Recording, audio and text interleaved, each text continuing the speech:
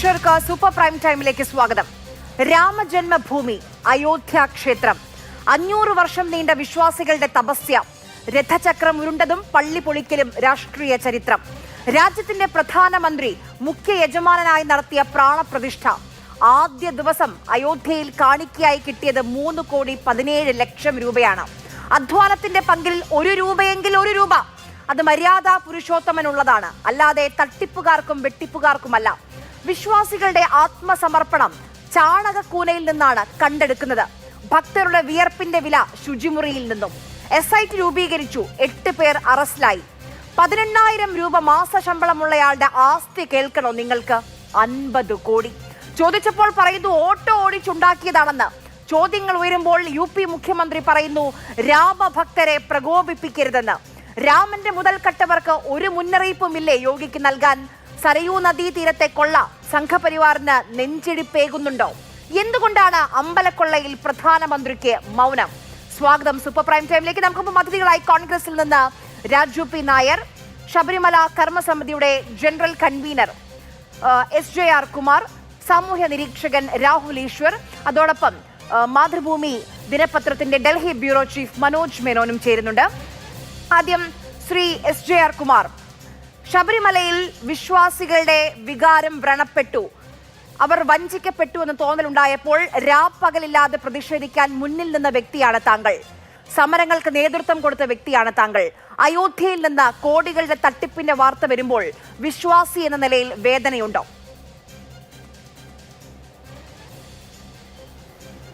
തീർച്ചയായിട്ടും വേദനയുണ്ട്. അത് ശബരിമലയോ അയോധ്യയോ മാത്രമല്ല, ഏത് ഹിന്ദു ക്ഷേത്രത്തിൻ്റെ വിഷയമായാലും ശരി, ആ ക്ഷേത്രത്തിന് എന്തെങ്കിലും സംഭവിക്കുക, അല്ലെ ആചാരങ്ങൾക്ക് ഭംഗം വരിക, അതല്ലെങ്കിൽ ഇത്തരം മോഷണം, എല്ലാത്തിലും തീർച്ചയായിട്ടും ഞാൻ മാത്രമല്ല എല്ലാ ഹൈന്ദവ വിശ്വാസികളും വേദനിക്കുന്നവർ തന്നെയാണ്. അതിനകത്ത് യാതൊരു സംശയമില്ല. അപ്പോൾ അത്തരം കാര്യങ്ങൾ നടക്കുമ്പോൾ യഥാർത്ഥത്തിൽ എന്താണ് അതിൻ്റെ പിന്നിലുള്ളത്, ആരാണ് ഇതിൻ്റെ പിന്നിൽ പ്രവർത്തിച്ചത്, ആ കുറ്റക്കാരെ കണ്ടുപിടിക്കുകയും അവരെ വേണ്ട തരത്തിൽ ഭാരതത്തിൻ്റെ നിയമസംഹിത അനുസരിച്ച് ശിക്ഷിക്കുകയും ചെയ്യുക. മാത്രമല്ല അത്തരം എന്തെങ്കിലും മോഷണമോ അപഹരണമോ നടന്നിട്ടുണ്ടെങ്കിൽ അത് തിരികെ എത്തേണ്ടിടത്ത്, അതായത് ദേവന്റെ സ്വത്താണ്, തിരികെ എത്തേണ്ടിടത്ത് എത്തുക എന്നുള്ളതും ഞാൻ മാത്രമല്ല എല്ലാ വിശ്വാസികളുടെ ആവശ്യം തന്നെയാണ്. രൂപീകരിച്ച SIT തന്നെ ഈ ദിവസത്തിനുള്ളിൽ കണ്ടെത്തുന്നുണ്ട് നടന്നിട്ടുണ്ട് എന്നുള്ള കാര്യം. CCTV ദൃശ്യങ്ങളിൽ അത് വളരെ വ്യക്തവുമാണ്.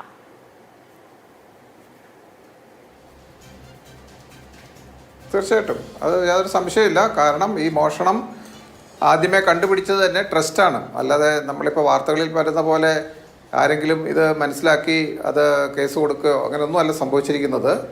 ഇത്തരം മോഷണം അവിടെ നടക്കുന്നുണ്ട് എന്ന് മനസ്സിലാക്കിയത് ട്രസ്റ്റാണ്. അതിൻ്റെ സംശയം വന്നപ്പോൾ തന്നെ അതിനുള്ള പല നടപടികളും എടുത്തു. പലപ്പോഴും ഇന്ന് പലരും ചർച്ച ചെയ്യുന്നത് അത്തരം നടപടികളൊന്നും എടുത്തില്ല. അതല്ല, കൃത്യമായിട്ടും നടപടികളെടുത്തു.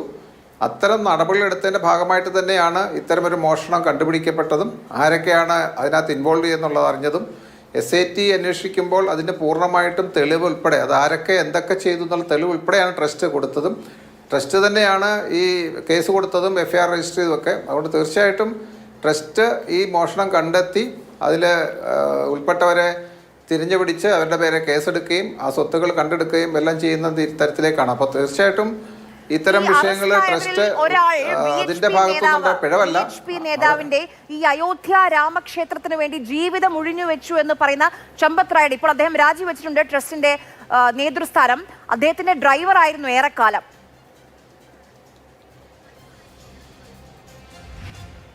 അത് വിശ്വന്ത് പ്രസിന്റെ ഡ്രൈവറാണ്. ശരിക്കും പറഞ്ഞാൽ ഇപ്പം നമ്മൾ മനസ്സിലാക്കുന്ന പല കാര്യങ്ങളും ശരിയായ രീതിയിലല്ല. ഇപ്പോൾ വിശ്വന്ത് പ്രസിന്റെ ഡ്രൈവറാണ്. അതിൽ ചമ്പത് റായ്ജിക്ക് അദ്ദേഹത്തിൻ്റെ പേഴ്സണൽ ഡ്രൈവറോ അത് പേഴ്സണൽ വെഹിക്കിളോ ഒന്നും ഉള്ള ആളല്ല ചമ്പത് റായ്ജി. അദ്ദേഹം ഒരു സംഘപ്രചാരകനാണ്.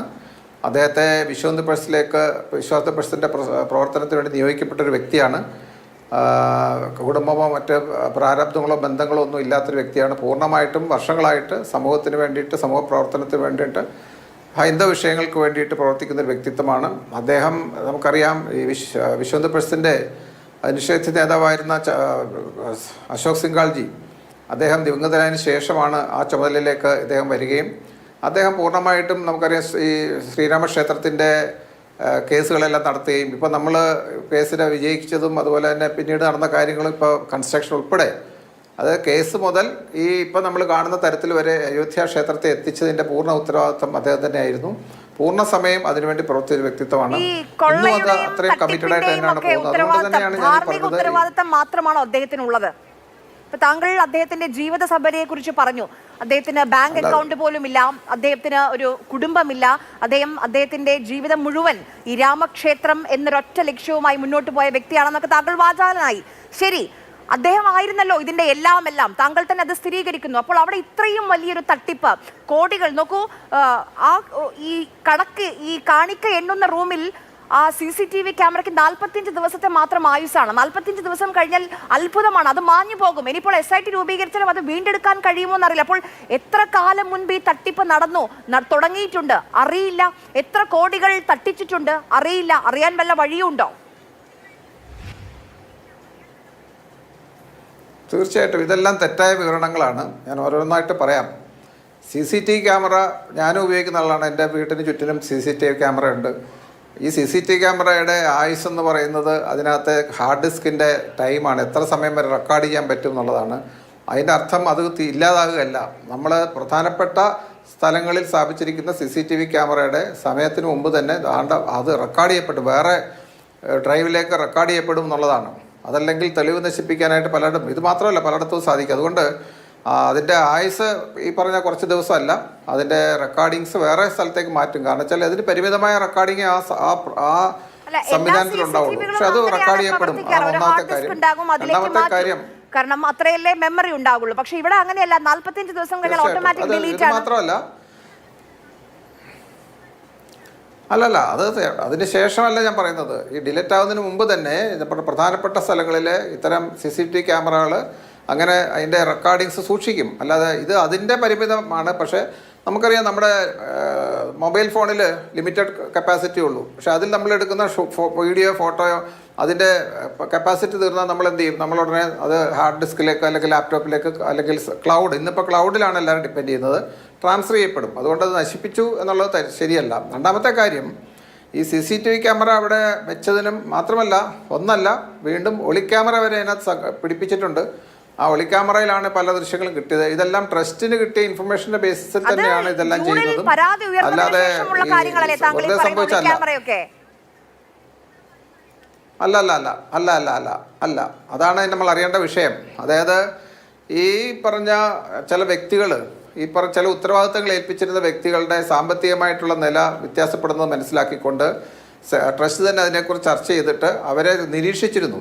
അങ്ങനെ നിരീക്ഷിച്ചതിൻ്റെ ഭാഗമായിട്ട് അവർ ചെയ്ത കുറ്റകൃത്യങ്ങൾ അത് തെളിയിക്കാനായിട്ടുള്ള സംവിധാനം ചൊരുക്കി, എക്സ്പാർട്ട് ഫ്രം ഈ പറഞ്ഞ സാധാരണക്കാർ കാണാവുന്ന CCTV ക്യാമറ മാത്രമല്ല, ഒളിക്യാമറയും വെച്ചിട്ട് അതിൽ നിന്ന് കിട്ടിയ ദൃശ്യങ്ങളും അതിൽ നിന്ന് കിട്ടിയ മറ്റേ തെളിവുകളും വെച്ചിട്ടാണ് SIT കൈമാറി. കൃത്യമായിട്ട് നമുക്കറിയാം എത്ര പെട്ടെന്നാണ് ഇപ്പോൾ ഈ ശബരിമല കേസിലൊക്കെ SIT കിട്ടിയ ഇൻഫർമേഷൻ അനുസരിച്ച് എത്ര നാൾ കഴിഞ്ഞാണ് ഉന്നയിച്ചപ്പോൾ എന്തിനാണ് ഈ ചമ്പൽ റായ് പറഞ്ഞത് ഇതൊരു ഗൂഢാലോചനയാണെന്ന്? തെളിവുകൾ ശേഖരിക്കുകയായിരുന്നു നിങ്ങൾ, ഒളിക്യാമറകൾ വെച്ച് തെളിവുകൾ ശേഖരിക്കുകയായിരുന്നെങ്കിൽ അത് ഗൂഢാലോചനയാണ്, ഒരു വീഡിയോ സന്ദേശമാണ് വന്നത്. ഞാൻ പറയുന്നത് ഈ പൊളിറ്റിസൈസ് ചെയ്യുന്നതിന്റെ പുറകിലൊരു ഗൂഢാലോചനയുണ്ട്. പൊളിറ്റിസൈസ് ചെയ്യാണിപ്പോൾ. കാരണം ഈ സമാജ്വാദി പാർട്ടി എന്താണ് ഈ ക്ഷേത്രത്തോട് കാണിച്ചത് നമ്മൾ ആദ്യം അറിയണം. അതായത് ആ ക്ഷേത്രത്തിന് വേണ്ടി പൊരുതിയ കരസേവകരെ വെടിവെച്ചു വന്ന പാർട്ടിയാണ് സമാജ്വാദി പാർട്ടി. ഇന്നേ ദിവസം വരെ അഖിലേഷ് യാദവ് ആ ക്ഷേത്രത്തിൽ പ്രവേശിച്ചിട്ടില്ല. അവർ തുടക്കം മുതലിനെ എതിർക്കുകയാണ്. ഇപ്പം എന്താണ് അവരുടെ താല്പര്യം? ഇപ്പം ഇലക്ഷൻ വരുന്നതുകൊണ്ട് ഉത്തർപ്രദേശിലെ താല്പര്യമാണ്. അതായത് അവർക്ക് മറ്റാർക്കുമല്ല, ശരിക്കും തീർത്ഥക്ഷേത്ര ട്രസ്റ്റാണ് ഈ കളവ് കണ്ടുപിടിച്ചതും അവരുടെ പേര് ഒന്ന് ആലോചിച്ച് നോക്കുക. FIR ഒന്ന് പരിശോധിച്ച് നോക്കുക. ആദ്യം FIR ആരാണ് ഈ ഫയൽ ചെയ്തിരിക്കുന്നത്, കേസ് ഫയൽ ചെയ്തിരിക്കുന്നത്? അത് ട്രസ്റ്റാണ്.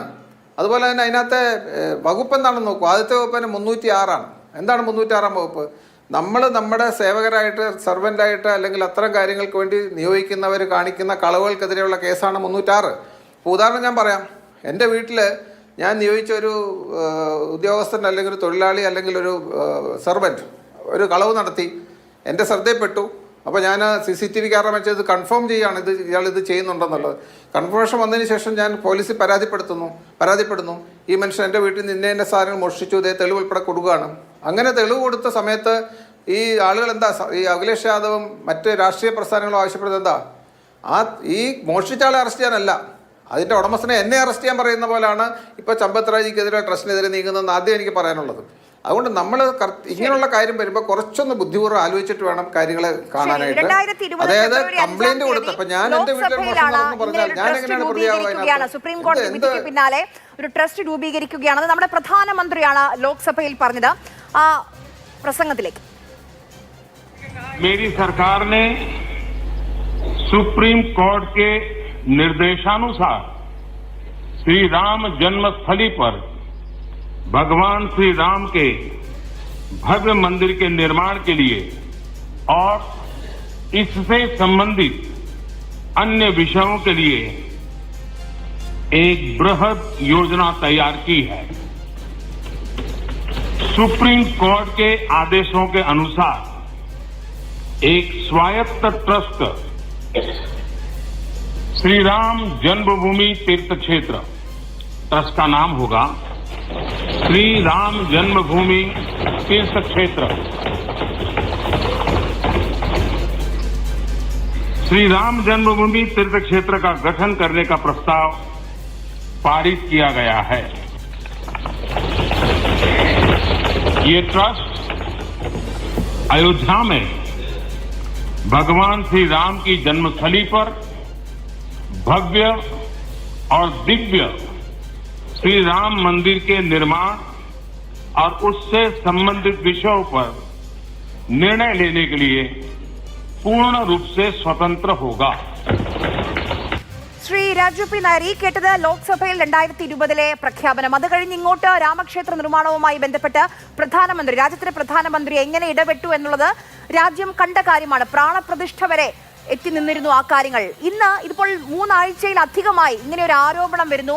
SIT രൂപീകരിക്കുന്നു, അറസ്റ്റുകൾ ഉണ്ടാകുന്നു, കോടികൾ കൊള്ളയടിച്ചു എന്ന്, രാമന്റെ കോടികൾ കൊള്ളയടിച്ചു എന്ന കണക്കുകൾ വരുന്നു. എന്നിട്ടും ഈ നിമിഷം വരെ നമ്മുടെ രാജ്യത്തിന്റെ പ്രധാനമന്ത്രി ഒരക്ഷരം ഉരിയാടിയിട്ടില്ല.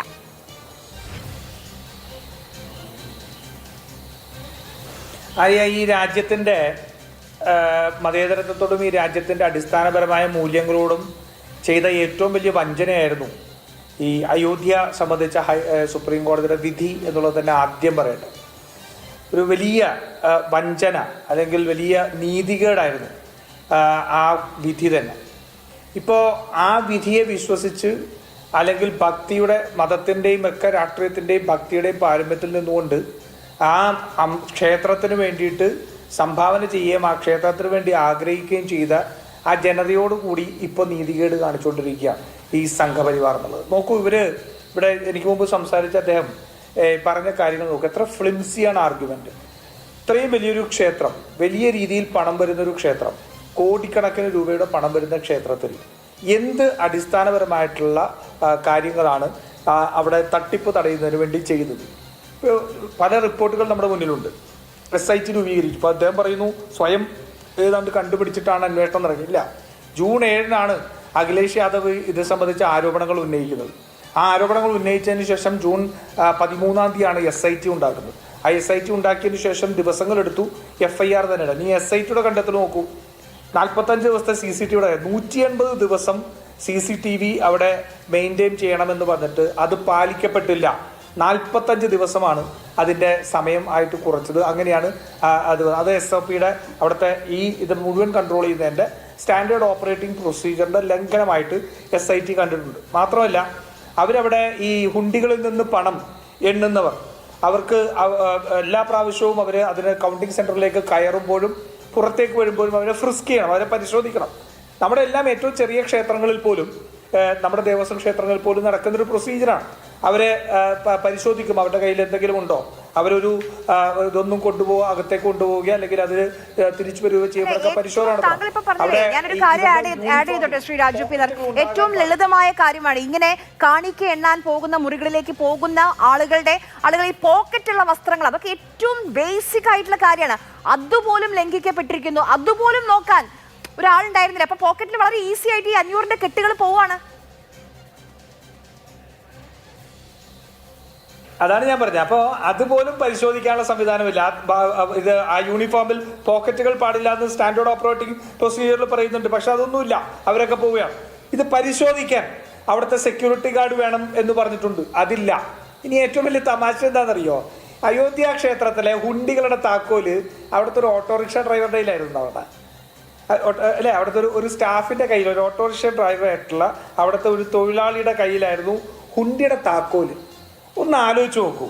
അയോധ്യ പോലത്തെ ഒരു ക്ഷേത്രത്തിൽ ആസൂത്രിതമായി ആ ക്ഷേത്രത്തെ കൊള്ളയടിക്കാൻ തീരുമാനം ഉന്നത തലത്തിൽ നിന്നില്ലെങ്കിൽ നമ്മുടെ സാമാന്യ ബുദ്ധിക്ക് പോലും നമുക്ക് അംഗീകരിക്കാൻ കഴിയാത്ത ഇത്തരത്തിലുള്ള വീഴ്ചകൾ ഉണ്ടാവുമോ? സാമാന്യ ബുദ്ധിക്ക് അംഗീകരിക്കാൻ കഴിയാത്ത, പണം എണ്ണാൻ പോകുന്നതിനെ പരിശോധിക്കാനുള്ള സംവിധാനം പോലും ഇല്ല. അതിന്റെ ഹുണ്ടിയുടെ താക്കോല് ഏതോ ഓട്ടോറിക്ഷ ഡ്രൈവറുടെ കയ്യിലായിരുന്നു എന്നൊക്കെ പറഞ്ഞാൽ that is designed to loot. ആ ക്ഷേത്രത്തെ കൊള്ളയടിക്കാൻ വേണ്ടി തീരുമാനിച്ച് നിർദ്ദേശിച്ച ഒരു ഡിസൈനാണ് അയോധ്യ ക്ഷേത്രത്തിൽ നടന്നുകൊണ്ടിരുന്നത്. ഒരു തർക്കവും വേണ്ട. ഹിന്ദു ഖത്രേ മേ ഹേ എന്നാ പറയുന്നത്. ഹിന്ദു ഖത്രേ മേ ഹേ. ഹിന്ദുക്കളെല്ലാം വലിയ അപകടാവസ്ഥയിൽ. ആരിൽ നിന്നാ? ഈ പറയുന്ന ഹിന്ദു വിരുദ്ധരായിട്ടുള്ള, രാജ്യദ്രോഹികളായിട്ടുള്ള, രാജ്യവിരുദ്ധരായിട്ടുള്ള സംഘപരിവാറിൽ നിന്നാണ് ഹിന്ദു ഇന്ന് അപകടാവസ്ഥയിൽ നിൽക്കുന്നത്. ഈ രാജ്യത്തെ ഒരു മുസ്ലിമും ഒരു ക്രിസ്ത്യാനിയും ഈ ഹിന്ദുവിന്റെ അമ്പലങ്ങളെ കൊള്ളയടിക്കാൻ നടക്കുന്നില്ല. മറിച്ച് കൊള്ളയടിക്കുന്നത് ഈ സംഘപരിവാറിന്റെ ചതിയന്മാർ ഹിന്ദു മതത്തെ ദുരുപയോഗം ചെയ്ത് രാഷ്ട്രീയ നേട്ടമുണ്ടാക്കുന്ന, രാഷ്ട്രീയം കളിക്കുന്ന ഈ ചതിയൻ വഞ്ചകന്മാരിൽ നിന്നാണ് ഹിന്ദു സമൂഹം ഇന്ന് അപകടാവസ്ഥയിലുള്ള. മറ്റൊരാളുടെ ഇല്ല.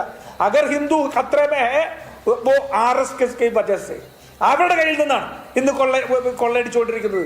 ഇവിടെ മാത്രമാണോ കേദാർനാഥ് ക്ഷേത്രത്തിലുണ്ടായത്? എത്രയോ ക്ഷേത്രങ്ങളിൽ ഈ സംഘപരിവാറിന്റെ സംഘടനകൾ നിയന്ത്രിക്കുന്ന ക്ഷേത്രങ്ങളിൽ ഈ കൊള്ള നടക്കുന്നു. ഇവരെ സംബന്ധിച്ചിടത്തോളം ഇതെല്ലാം പണത്തിന് വേണ്ടിയിട്ടും അധികാരത്തിനും വേണ്ടിയിട്ടും മാത്രമുള്ള കാര്യമാണ്. ആ രാമജന്മഭൂമിയുടെ പേരിൽ പതിറ്റാണ്ടുകൾ ഇത്തരത്തിലുള്ള വലിയ പ്രക്ഷോഭങ്ങൾ നടത്തി ഹിന്ദു വികാരം ഉണർത്തിക്കൊണ്ട് അതിൽ നിന്ന് രാഷ്ട്രീയ നേട്ടമുണ്ടാക്കി കൊണ്ടുവന്നാണ്. ആ രാഷ്ട്രീയ നേട്ടമുണ്ടാക്കി കൊണ്ടുവന്നു കഴിഞ്ഞ് അവസാനം അമ്പലം പണിയുന്നതോടുകൂടി ഇവർ ഈ രാജ്യം മുഴുവൻ കീഴടക്കുമെന്ന് വിചാരിച്ചു. പക്ഷേ അയോധ്യയിലെ ഏറ്റവും സാധാരണക്കാരായ ജനങ്ങൾ തന്നെ ആ BJPയോടെ പരാജയപ്പെടുത്തുന്ന കാഴ്ചയാണ് നമ്മൾ കണ്ടത്. പക്ഷെ ഇതിനുള്ള ഈ കൊള്ളയ്ക്ക് മുഴുവൻ ഈ RSSന്റെ പിന്തുണയുണ്ട്. RSS അറിഞ്ഞുകൊണ്ട് RSS ഹിന്ദു സമൂഹത്തെ കൊള്ളയടിക്കാൻ വേണ്ടിയിട്ട് ഡിസൈൻ ചെയ്തതാണ് അയോധ്യയിലെ സിസ്റ്റം. അല്ലെങ്കിൽ ഒരിക്കലും നടക്കാത്ത, ഒരാൾക്കും അംഗീകരിക്കാൻ കഴിയാത്ത, ഒരാൾക്കും ഈ അയോധ്യ രാമക്ഷേത്രം എന്ന് പറയുന്നത് അത് വിശ്വാസവുമായി മാത്രം ബന്ധപ്പെട്ട് കിടക്കുന്നതല്ല. ഇന്ത്യയുടെ രാഷ്ട്രീയത്തെ, ഇന്ത്യ രാഷ്ട്രീയ പാർട്ടികളുടെ ചരിത്രം, അതിന്റെ ഗതി മാറ്റി മറിച്ചതാണ്. അത് ഇപ്പോഴുമുണ്ട്. അതിന്റെ അവശേഷിപ്പുകൾ ഇപ്പോഴുമുണ്ട്. നോക്കുക, ഉത്തർപ്രദേശ് വീണ്ടും തെരഞ്ഞെടുപ്പിലേക്ക് പോകാൻ പോവുകയാണ്. ഫെബ്രുവരിയിലാണ് തെരഞ്ഞെടുപ്പ് നടക്കേണ്ടത്. ഒരുപക്ഷെ നേരത്തെയാക്കിയേക്കും എന്നുള്ള സൂചനകളൊക്കെ, വാർത്തകളൊക്കെ ഇങ്ങനെ വന്നിരുന്നു. അതോടൊപ്പം ഈ ലോക്സഭയിലുള്ള സമാജ്വാദി പാർട്ടിയിലെ അംഗങ്ങളെ, അതിൽ ആളുകളെ അടർത്തിയെടുക്കാനുള്ള ശ്രമങ്ങളും എന്ന് കേട്ടിരുന്നു. ഇനി ഒരു തെരഞ്ഞെടുപ്പിലേക്ക് പോകുമ്പോൾ ഈ കോടികളുടെ തട്ടിപ്പിന്റെ ഈ കണക്ക് അത് BJP അലട്ടില്ലേ? ആര്യ, ഈ വിഷയത്തെ രണ്ട് പ്രധാനപ്പെട്ട വിഷയവുമായിട്ട് കണക്ട് ചെയ്ത് വേണം, അല്ലെങ്കിൽ ആ രീതിയിൽ വേണം ഇതിനെ വിലയിരുത്താൻ. അതിൽ ഏറ്റവും പ്രധാനപ്പെട്ടത് അയോധ്യയിലെ രാമക്ഷേത്രം എന്ന് പറയുന്നത് രാജ്യത്തുള്ള ആയിരക്കണക്കിന് ക്ഷേത്രത്തിന് സമാനമല്ല, അല്ലെങ്കിൽ ആയിരക്കണക്കിന് ക്ഷേത്രം പോലെയല്ല അയോധ്യയിലെ രാമക്ഷേത്രം. നമ്മൾ നേരത്തെ ചർച്ച ചെയ്തതുപോലെ തന്നെ നൂറ്റാണ്ടുകൾ നീണ്ടു നിന്നിട്ടുള്ള വ്യവഹാരങ്ങൾ, അതുപോലെ രാഷ്ട്രീയ തർക്കങ്ങൾ, രാഷ്ട്രീയ പോരാട്ടങ്ങൾ, അതുപോലെ തന്നെ ഭക്തരുടെ വിശ്വാസം, അതുപോലെ മറ്റ് ആധ്യാത്മികമായ ഒരുപാട് വിഷയങ്ങൾ, അങ്ങനെ നിരവധി വിഷയങ്ങൾ ഉൾച്ചേർന്നിട്ടുള്ള ഒരു വിഷയത്തിൻ്റെ ഒരു റിസൾട്ട് അല്ലെങ്കിൽ ഫലമാണ് അയോധ്യയിലുണ്ടായിട്ടുള്ള രാമക്ഷേത്രം. അതുകൊണ്ട് മറ്റ് രാജ്യത്തുണ്ടായിട്ടുള്ള മറ്റേതെങ്കിലും ഒരു ക്ഷേത്രത്തിന് തുല്യമാണ് അയോധ്യയിലെ രാമക്ഷേത്രം എന്ന് നമുക്ക് കരുതാൻ കഴിയില്ല. അതുകൊണ്ട് തന്നെയാണ് ഒരുപക്ഷെ അവിടെ ഉണ്ടായിട്ടുള്ള ചെറിയ ചലനങ്ങളോ അല്ലെങ്കിൽ വലിയ ചലനങ്ങളോ ഏറ്റവും വലിയ ചർച്ചയായിട്ട് മാറുന്നതും. രാജ്യത്തിൻ്റെ ദേശീയതയുടെ ഒരു ഭാഗത്ത് അല്ലെങ്കിൽ ഒരു കേന്ദ്രത്തിൽ പ്രതിഷ്ഠിക്കപ്പെട്ട ഒരു ക്ഷേത്രമായിട്ട് അതിനെ വ്യാഖ്യാനിക്കപ്പെടുമ്പോൾ സ്വാഭാവികമായിട്ടും അവിടെ ഉണ്ടാകുന്ന വിഷയങ്ങളും പ്രധാനപ്പെട്ട ചർച്ചാ വിഷയമായിട്ട് മാറും, അല്ലെങ്കിൽ അവിടെ ഉണ്ടായിട്ടുള്ള ചലനങ്ങൾ പ്രധാനപ്പെട്ട വലിയ ചലനമായിട്ട് അളക്കപ്പെടും എന്ന കാര്യത്തിൽ സംശയമില്ല. മറ്റൊന്ന്, അവിടെ ഇപ്പോൾ ഉണ്ടായിരിക്കുന്ന പണാപഹരണം അല്ലെങ്കിൽ ഇപ്പോൾ ഉണ്ടായിരിക്കുന്ന സാമ്പത്തിക ക്രമക്കേട് എന്ന് പറയുന്നത് കേവലം ഒരു പണാപഹരണത്തിൻ്റെ വിഷയമല്ല. അത് ഒരു ഭക്തരുടെ വിശ്വാസവുമായിട്ട് ബന്ധപ്പെട്ടതാണ്. ആ വിശ്വാസത്തിലുണ്ടായിട്ടുള്ള ലംഘനത്തിൻ്റെ വിഷയമാണ്, വിശ്വാസ ചോർച്ചയുടെ വിഷയമാണ്. കാരണം ഒരു കാണിക്ക അല്ലെങ്കിൽ ഒരു വഴിപാട് അല്ലെങ്കിൽ ഒരു നേർച്ച എന്ന് പറയുന്നത് ഒരു ഭക്തൻ അവൻ്റെ പ്രതീക്ഷകളുടെയും വിശ്വാസങ്ങളുടെയും പ്രതീകമായിട്ട് നൽകുന്നതാണ്. അതിനെ കണക്കാക്കേണ്ടതും കൈകാര്യം ചെയ്യേണ്ടതും കേവലം ഒരു സാമ്പത്തിക ഇടപാടായിട്ടല്ല, ഒരു സാമ്പത്തിക സ്ഥാപനമായിട്ടല്ല അതിനെ പരിഗണിക്കേണ്ടത്. അതിൻ്റെതായിട്ടുള്ള മൂല്യങ്ങളുണ്ട്. ഒരു പാവപ്പെട്ടവൻ്റെ ₹1 നാണയത്തൊട്ട് മുതൽ ഒരു കോടീശ്വരൻ്റെ സ്വർണ്ണക്കട്ടി വരെ പിന്നെ ഇതുപോലെ വഴിപാടായിട്ടോ കാണിക്കയായിട്ട് അർപ്പിക്കപ്പെടുമ്പോൾ അതിനോട് സമീപിക്കേണ്ടത് ആ വിശ്വാസത്തിൻ്റെ മൂല്യം കൂടി ചേർത്തുകൊണ്ടാണ്. അപ്പോൾ അത്തരത്തിലൊരു വിശ്വാസത്തിൻ്റെ മൂല്യത്തെ നിരുത്തരവാദപരമായിട്ട് കൈകാര്യം ചെയ്യപ്പെടാൻ പാടുണ്ടോ എന്നുള്ളതാണ് ഏറ്റവും വലിയ വിഷയം. അതിൽ എത്രമാത്രം സുതാര്യത വേണം എന്നുള്ളത് മറ്റൊരു വിഷയം. അങ്ങനെ നിരവധി സങ്കീർണമായിട്ടുള്ളൊരു വിഷയങ്ങളുമായിട്ട് ചേർത്ത് വെച്ച് മാത്രമേ അയോധ്യയിലെ ഈ വിഷയത്തെ കാണാൻ കഴിയുള്ളൂ. അതിനകത്ത് ഏറ്റവും വലിയ ആര്യ സൂചിപ്പിച്ച പോലെ തന്നെ ഇന്ത്യയുടെ രാഷ്ട്രീയ ഗതിയിൽ വലിയൊരു ദിശാമാറ്റം ഉണ്ടാക്കിയ ഒന്നാണ് ഈ രാമജന്മഭൂമി പ്രക്ഷോഭം എന്ന് പറയുന്നത്. അത് വർഷങ്ങളായിട്ട് നീണ്ടുന്നതാണ്. പക്ഷേ 1990-കളിൽ ഉണ്ടായിട്ടുള്ള ഈ ഇന്ത്യൻ രാഷ്ട്രീയത്തിൻ്റെ ദിശാമാറ്റത്തിൽ വലിയൊരു കേന്ദ്രബിന്ദുവായി മാറിയത് രാമജന്മഭൂമിയും അതുപോലെ തന്നെ അതിനുശേഷം ഉണ്ടായിട്ടുള്ള പിന്നീട് അതിൻ്റെ റിസൾട്ട് എന്ന നിലയിൽ ഉണ്ടായിട്ടുള്ള രാമക്ഷേത്രമാണെന്ന കാര്യത്തിൽ സംശയമില്ല.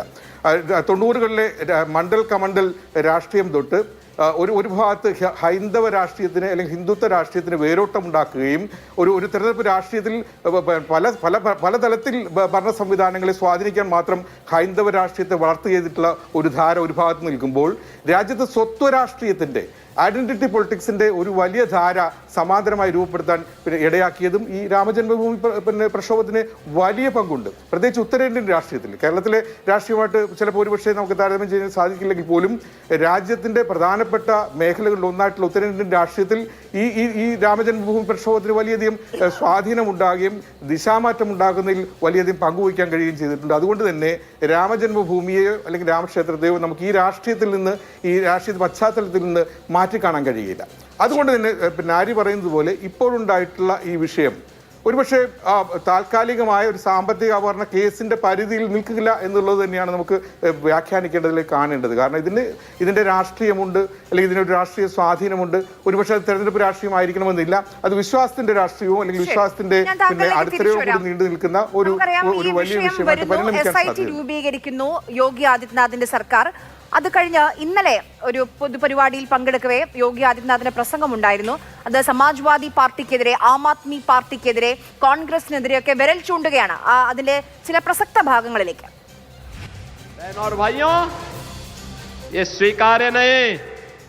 सरकार की जो मंशा है, सरकार ने पहले दिन कहा कि दूध का दूध और पानी का पानी सबके सामने आएगा.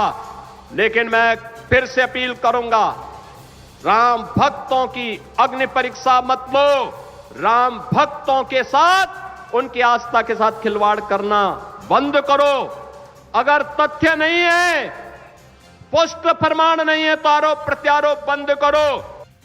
ശ്രീ രാഹുൽ ഈശ്വർ, ശരിക്കും ആരാണ് ഈ രാമഭക്തരുടെ, രാമനെ ആരാധിക്കുന്ന, രാമനെ വിശ്വസിക്കുന്ന ഭക്തരുടെ അഗ്നി പരീക്ഷ നടത്തുന്നത്? ആര്യ, രണ്ട് കാര്യങ്ങളാണ്. ഒന്ന്, ഗാന്ധിജിയുടെ രാമനാണ്. യഥാർത്ഥത്തിൽ ഗാന്ധിജിയുടെ ശ്രീരാമൻ കൊള്ളയടിക്കപ്പെട്ടു എന്ന കാര്യത്തിൽ ആർക്കും ഇപ്പൊ സംശയം ഉണ്ടാവില്ല. നമ്പറിന്റെ കാര്യത്തിൽ മാത്രമേ വ്യത്യാസം ഉണ്ടാവൂ. ചിലപ്പോൾ 7 കോടി ആയിരിക്കാം, ചിലപ്പോ 200 കോടി ആയിരിക്കാം, ചിലപ്പോൾ 400 ആയിരിക്കാം, ചിലപ്പോൾ 1400 ആയിരിക്കാം, ചിലപ്പോൾ 5000 ആയിരിക്കാം. നമ്പേഴ്സിൽ വ്യത്യാസമുണ്ട്. പക്ഷെ ആ ശ്രീരാമൻ കൊള്ളയടിക്കപ്പെട്ടു എന്നുള്ളത് വസ്തുതയാണ്, അതൊരു ഫാക്റ്റാണ്. രണ്ട്, ശ്രീരാമ ജന്മഭൂമിക്ക് ഒരുപാട് പ്രത്യേകതയുണ്ട്. നേരത്തെ പറഞ്ഞ പോലെ സാംസ്കാരിക രാഷ്ട്രീയ പ്രാധാന്യമുണ്ട്. പ്രാണപ്രതിഷ്ഠാ ദിവസം അവിടെ പോകാൻ ഭാഗ്യം ലഭിച്ചൊരു വ്യക്തിയാണ് ഞാൻ. അത് ബാബരി മസ്ജിദിനോടുത്തിരിക്കുന്ന സ്ഥലത്ത് ഞാൻ പോയി, ശ്രീരാമക്ഷേത്രത്തിലും പോയി. അവിടെ നമ്മളാൽ കഴിയുന്ന 2 സ്ഥലങ്ങളിലും ചെറിയൊരു കോൺട്രിബ്യൂഷനും കൊടുത്തു. ആ ഭക്തരുടെ വിശ്വാസത്തെ അടക്കം വഞ്ചിച്ചിരിക്കുന്നു എന്ന കാര്യത്തിൽ സംശയമില്ല. ഇനി ആരാണ് ഇതിന്റെ പിന്നിൽ, ആർക്കാണ് ഉത്തരവാദിത്തം?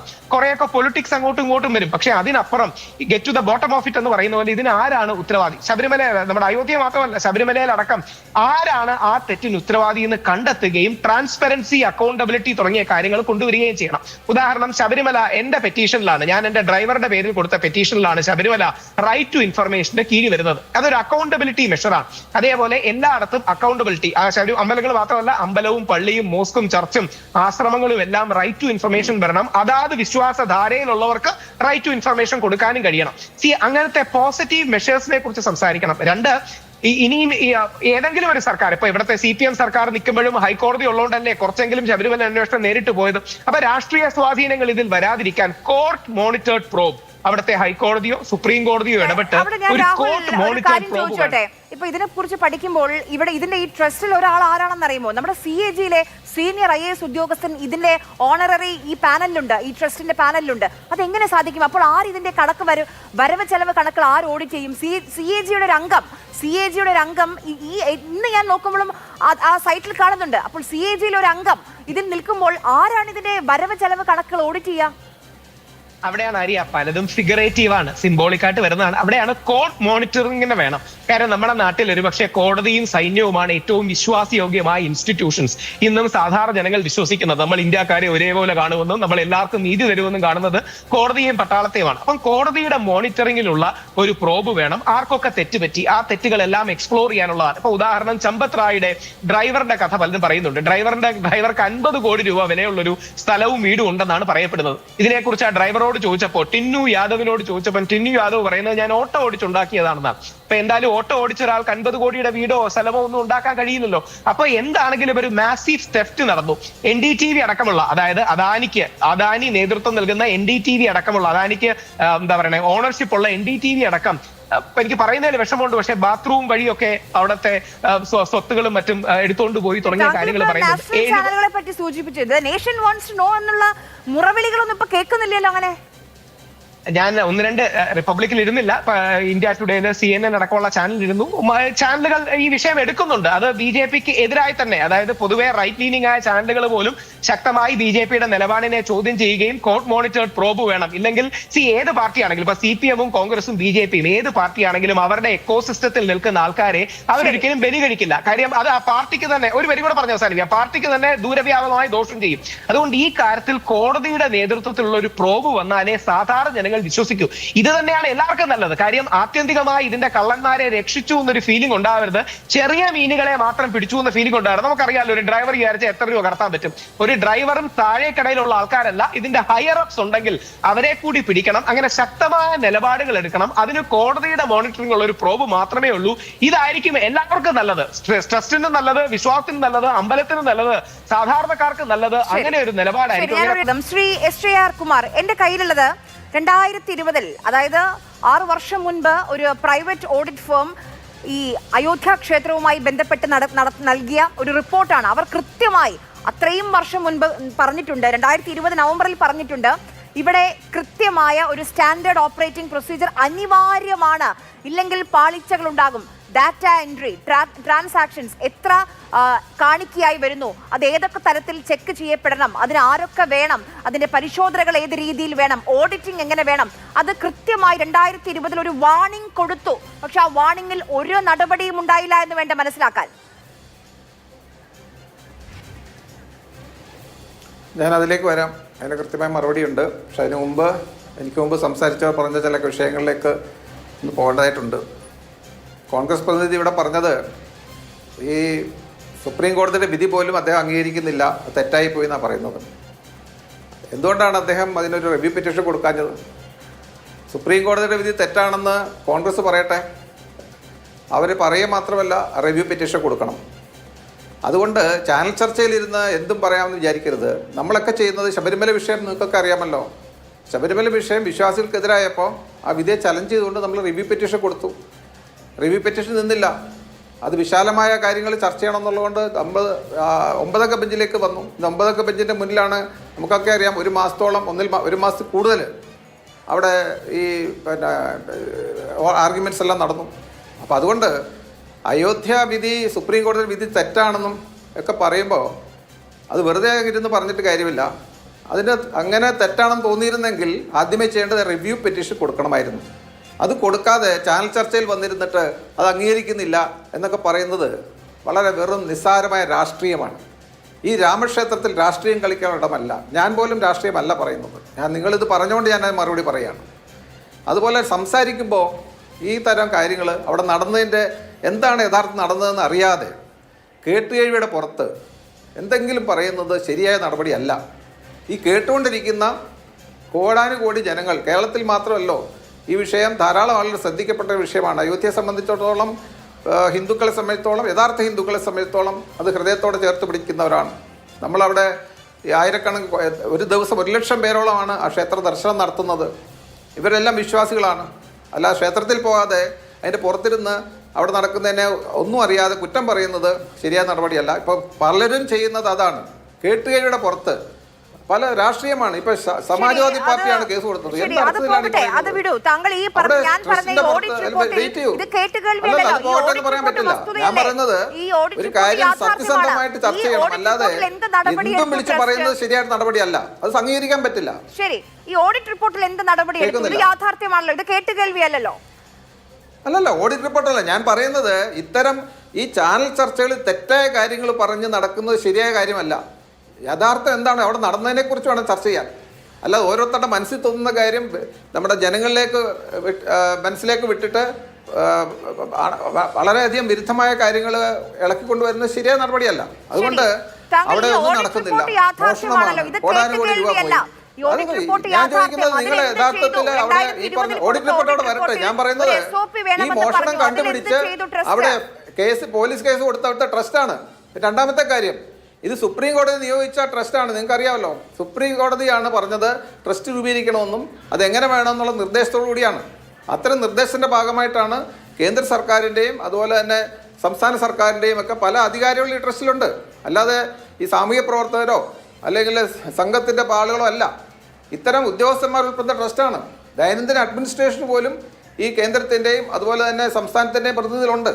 അതല്ലാതെ കുറച്ചുപേര് ട്രസ്റ്റ് നടത്തിയ കാര്യത്തിൽ തെറ്റുപറ്റിയിട്ടുണ്ടെങ്കിൽ ഇപ്പൊ അന്വേഷിക്കും, കൃത്യമായിട്ട് വരും. അതല്ലാതെ പുറത്ത് പറഞ്ഞത് ശരിയല്ല. പിന്നെയും ഈ കേട്ടില്ല, സംസ്ഥാനത്തിന്റെയും കേന്ദ്രത്തിന്റെയും ജില്ലയുടെയും പ്രാതിനിധ്യമുണ്ട് ആ ട്രസ്റ്റിൽ.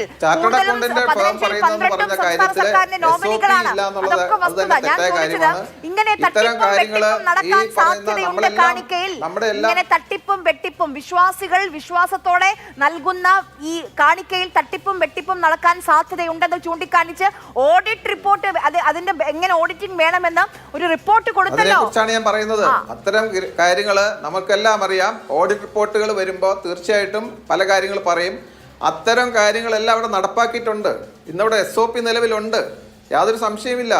അതാ ഞാൻ പറഞ്ഞത്, ഇത്രയധികം വരുമാനം മാത്രമല്ല, ഇത്രയധികം ലക്ഷോപലക്ഷം ആളുകൾ പ്രവേശിക്കുന്ന ക്ഷേത്രത്തില് ഒരു സംവിധാനം ഇല്ലാതെ ഒരു ദിവസം പോലും മുന്നോട്ട് പോകാൻ പറ്റില്ല. അതുകൊണ്ട് വെറുതെ കേട്ടുകളുടെ പുറത്ത് അവിടെ തീർച്ചയായിട്ടും SOP ഉണ്ട്. ലക്ഷക്കണക്കിന് കാണിക്ക കൈകാര്യം ചെയ്യുന്ന ഒരു മുറിയിൽ നിന്ന് ആളുകൾക്ക് 500ന്റെ കെട്ടുകൾ പോക്കറ്റിലിട്ട് കൊണ്ടുപോകാൻ പറ്റുന്ന കേരളത്തിൽ ഏതെങ്കിലും ക്ഷേത്രത്തിൽ അങ്ങനെ കഴിയോ? താങ്കൾക്ക് തോന്നുന്നുണ്ടോ അങ്ങനെ നടക്കുമെന്ന്? കൃത്യമായി ഓഡിറ്റിംഗ് വേണ്ടേ? അത് എങ്ങനെയാണ് സംഭവിച്ചതെന്ന് ഒന്ന് ശ്രദ്ധയോടെ കേൾക്കൂ, ഞാൻ പറയാം. അതായത് നമ്മൾ ഈ കാണിക്കയുടെ പൈസ കൊണ്ടുപോയത് എങ്ങനെയാണെന്നും കൂടെ അറിയണം. വെറുതെ പറഞ്ഞിട്ട് കാര്യമില്ല. ഇത് വെറുതെ പോക്കറ്റിലേക്ക് കൊണ്ടുപോകുന്നതല്ല. അതാണ് കണ്ടുപിടിച്ചത്. ട്രസ്റ്റ് തന്നെ കണ്ടുപിടിച്ച് കേസിലേക്ക് ആസ്പദമായ സാഹചര്യം ഉണ്ടായത്. ഇപ്പോൾ ഞാൻ ചെറിയൊരു ഉദാഹരണം പറയാം.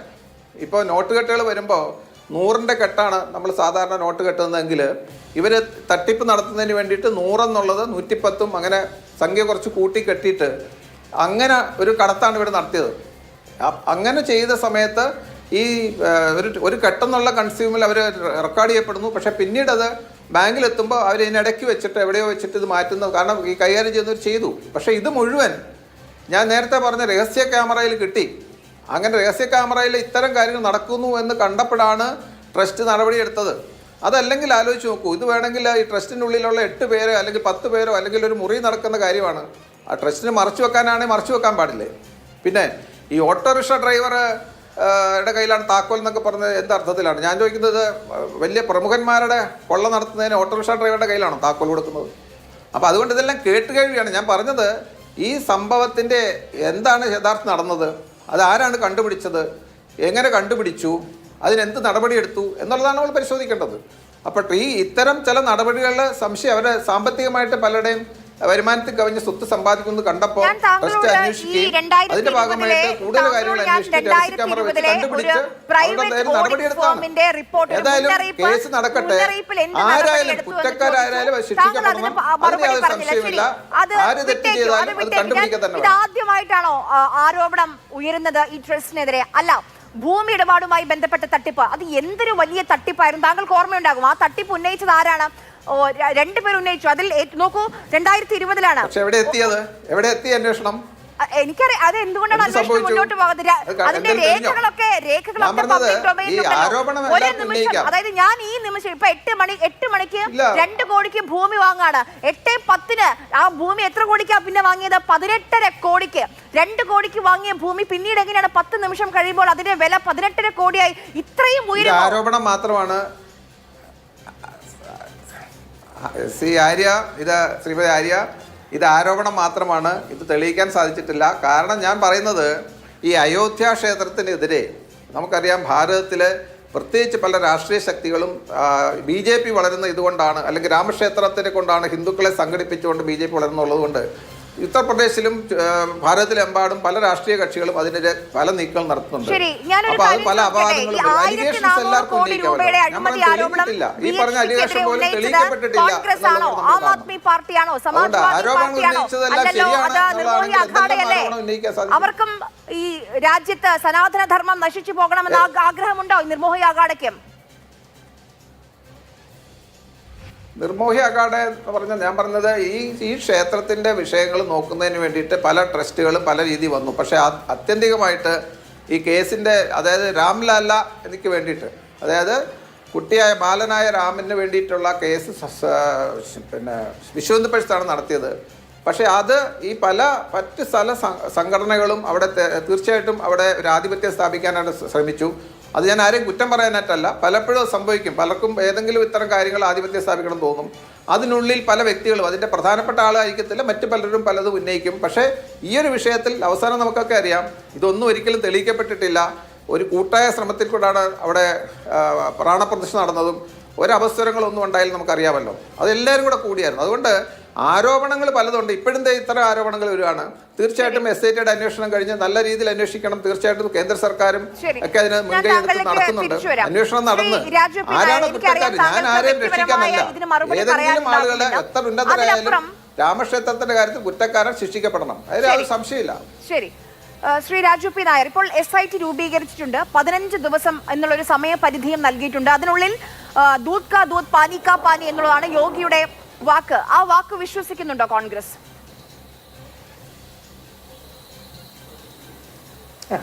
ആ വാക്ക് വിശ്വസിക്കാൻ കഴിയുന്ന എന്തെങ്കിലും അയോധ്യ ക്ഷേത്രത്തിന്റെ ചരിത്രത്തിലുണ്ടോ? ഞാൻ അതിലേക്ക് എത്താം. ആദ്യം അദ്ദേഹം പറഞ്ഞ മറ്റൊരു കാര്യത്തെ പറയട്ടെ. അങ്ങ് എന്തറിഞ്ഞിട്ടാണ് പറയുന്നത്? ഈ അയോധ്യ ക്ഷേത്രത്തിന്റെ വിധിക്കെതിരെ നിങ്ങൾക്ക് കണ്ടതൊക്കെ നിങ്ങൾ റിവ്യൂ പെറ്റീഷൻ കൊടുക്കണമായിരുന്നു. റിവ്യൂ പെറ്റീഷൻ കൊടുത്തിരുന്നല്ലോ. ആ റിവ്യൂ പെറ്റീഷൻ ജഡ്ജിമാരുടെ ചേംബറിൽ വെച്ച് തള്ളിക്കളയായിരുന്നു. വല്ല ഇതിനെക്കുറിച്ച് കാര്യങ്ങൾ അറിഞ്ഞുകൊണ്ടാണോ പറയുന്നത്? റിവ്യൂ പെറ്റീഷൻ ഞാൻ പറഞ്ഞത് രാഷ്ട്രീയപരമോ ആശയപരമായിട്ടുള്ള ഇതാണ്. ഈ അലഹബാദ് ഹൈക്കോടതിയുടെ വിധി ഈ 3 ആയിട്ട് തിരിച്ചുകൊണ്ട് അവർക്ക് അമ്പലവും അതുപോലെ പള്ളി രണ്ടും അടുത്തടുത്തെന്നുള്ള ഒരു നല്ലൊരു പ്രപ്പോസൽ ഉണ്ടായി. അതിന് ഞങ്ങൾ എല്ലാവരും സ്വാഗതം ചെയ്തതാണ്.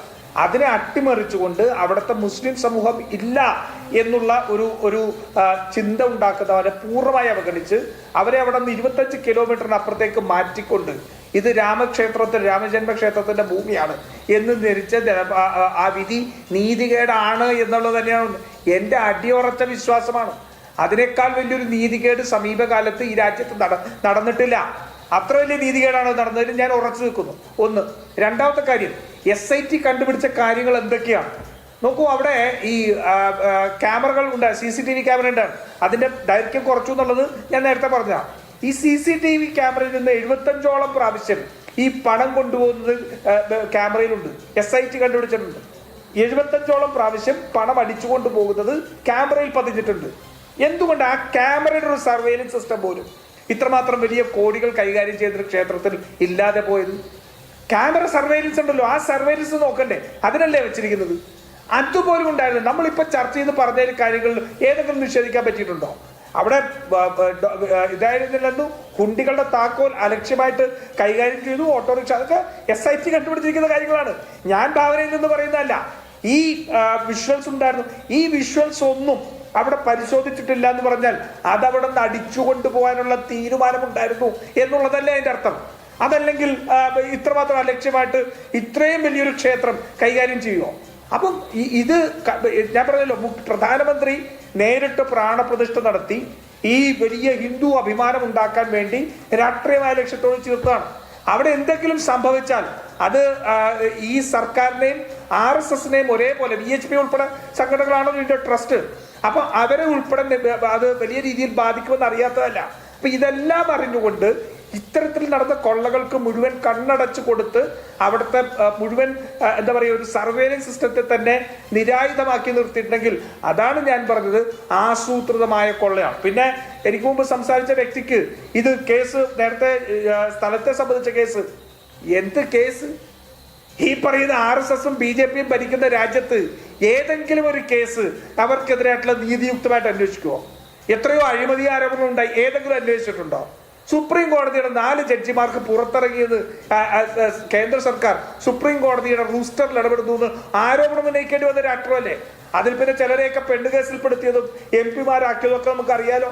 അപ്പൊ രാജ്യത്തെ മുഴുവൻ ജുഡീഷ്യറിയെ പോലും ഹൈജാക്ക് ചെയ്തുകൊണ്ട് ഈ പറയുന്ന ഹിന്ദു വികാരം ഉയർത്തിക്കൊണ്ട് അല്ലെങ്കിൽ ദുരുപയോഗം ചെയ്തുകൊണ്ട് ഹിന്ദുവിനെ കൊള്ളയടിക്കുന്ന ഈ സംഘപരിവാറിന്റെ BJPക്കും വേണ്ടിയിട്ടുള്ള എല്ലാ ഒത്താശകളും ചെയ്യുന്ന ഒരു സംവിധാനം ഉള്ളെടുത്ത് ഈ പറയുന്ന ആരോപണങ്ങൾ ഏതെങ്കിലും അന്വേഷിക്കപ്പെടുമെന്നോ അതിൽ കുറ്റവാളികളെ കണ്ടെത്താൻ കഴിയുമെന്നോ ആ കുറ്റവാളികൾ ശിക്ഷിക്കപ്പെടുമെന്നോ നമുക്ക് ചിന്തിക്കാൻ കഴിയില്ല. ഇത് ഇത്തരത്തിലുള്ള നീതിയുക്തമായ ഒരു രാജ്യമൊന്നും അല്ലാതെയായി മാറിയിരിക്കുന്നു. ഇല്ലേ, നിങ്ങൾ കണ്ടില്ലേ മധ്യപ്രദേശിൽ ഒരു MP സ്ഥാനാർത്ഥി നോമിനേഷൻ കൊടുത്തപ്പോൾ അവർക്കതൊരു കേസ് പോലും രജിസ്റ്റർ ചെയ്തിട്ടില്ല, FIR പോലും ഇല്ല. ഏതോ കോടതി ഒരു കേസിൽ നോട്ടീസ് അയച്ചിരുന്നു എന്നുള്ള പേരിൽ രാജ്യസഭ നോമിനേഷൻ പത്രിക തന്നെ തള്ളിക്കളഞ്ഞ കാര്യം നമ്മൾ കണ്ടില്ലേ? എന്നിട്ട് എന്തു സംഭവിക്കുന്നു? അതാണ് പറഞ്ഞത്, ഈ രാജ്യത്തെ ജനാധിപത്യമൊക്കെ മരിച്ചിരിക്കുന്നു. നമ്മളൊക്കെ മിഥ്യാധാരണയിലാണ്. ഇന്ത്യ ഇപ്പോഴും ജനാധിപത്യ രാജ്യമാണെന്നുള്ള ശബരിമല അവിടെ നിൽക്കട്ടെ. ഇപ്പൊ കേരളത്തിൽ നിരവധി എത്രയോ ക്ഷേത്രങ്ങളുണ്ട്, എല്ലാത്തിനും ഒരു ഭരണസമിതിയുണ്ട്, അതിന് ദേവസ്വം ബോർഡുകളുണ്ട്. അത് മാത്രമല്ല ഇനി എന്തെങ്കിലും വിഷയങ്ങളുണ്ടെങ്കിൽ അത് നമുക്ക് നമ്മുടെ നിയമസഭയിൽ വരെ ചർച്ച ചെയ്യുകയാണ്. പക്ഷെ ഇവിടെ സ്വയം ഭരണമാണ് എന്ന് പറഞ്ഞ് ഈ പറഞ്ഞതുപോലെ ഞാൻ നേരത്തെ CAGയുടെ കാര്യം ചൂണ്ടിക്കാണിച്ചു. അതുപോലെ നമുക്ക് റൈറ്റ് ടു ഇൻഫർമേഷനിൽ കൂടി വിവരങ്ങൾ ലഭിക്കാൻ പോലും പ്രയാസമാവുകയാണ്. അങ്ങനെയാണോ ഒരു ക്ഷേത്രം പ്രവർത്തിക്കേണ്ടത്? എങ്ങനെയല്ല ക്ഷേത്രം പ്രവർത്തിക്കുന്നത്, അതിന് സംശയമൊന്നുമില്ല. 2-3 കാര്യങ്ങൾ കൂടി എനിക്ക് ശ്രീ രാജു പി നായരെ വലിയ ഇഷ്ടമാണ്, സ്നേഹവും ബഹുമാനമാണ്, അദ്ദേഹത്തിന് അറിയാം. നമ്മൾ സുപ്രീം കോടതി വളരെ ബുദ്ധിമുട്ടി ഒരു കൺസെൻസസ് കണ്ടെത്തിയതാണ്. നമുക്കെല്ലാം വേദന ഉണ്ടായിരുന്ന സംഭവമാണ്, നമ്മുടെ മുസ്ലിം സഹോദരങ്ങൾക്ക് വേദന ഉണ്ടായ സംഭവമാണ്. അതിനുശേഷം അവർക്ക് 5 ഏക്കർ കൊടുത്തു. അപ്പോ ഇനി പഴയ കാര്യം ഇനി പഴയ ജുഡീഷ്യൽ സ്റ്റേറ്റ്സ്മാൻഷിപ്പ് ജുഡീഷ്യൽ സ്റ്റേറ്റ്സ്മാൻഷിപ്പ് എന്ന്